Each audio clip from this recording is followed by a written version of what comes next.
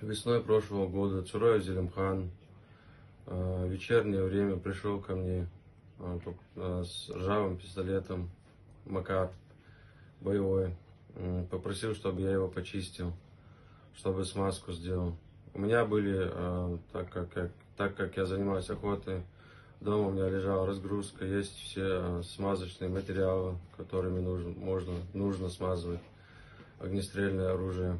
Он попросил меня, чтобы я смазал этот пистолет, я ему его смазал.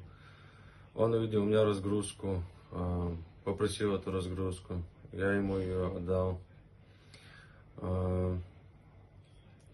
Также он сказал мне то, что после того, как я у него спросил, откуда у тебя этот пистолет, он сказал то, что этот пистолет он достал с схрона, то, что там взял, с этого схрона взял также патроны 5,45. Что это за схрон? Боевиков схрон. Нет, Зелимхан что сам пояснил по поводу этого пистолета, этого схрона? Сказал, что они ему нужны для его дела, что он хочет выйти на джихад. Вот. Также потом Нет, что за схрон? сказал то, что от братьев схрон, который братья оставили. А что за братья, он не пояснил? Нет, мусульманские братья, просто сказал. После этого, через время, в мечети мы с ним встретились. После джума намаза он меня видел.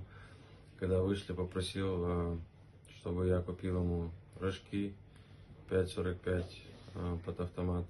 После этого он меня просил купить боевые магазины под ПМ, под Макар. Он пояснял вам, для чего ему нужно это оружие, эти патроны, эти рожки? Говорил, что для его дела, для джихада, то, что ему нужно, то, что хочет выйти на джихад. Кроме пистолета, вы его видели уже какое-то огнестрельное оружие другое? Не видел, но он говорил то, что еще должен автомат ему приехать, то, что ему должны привезти еще боевой автомат под 5,45. Он говорил, кто должен привезти? Нет, сказал, что один брат должен привезти, что будет автомат. Он вам предлагал вступить вместе с ним на этот путь? Ну, если честно.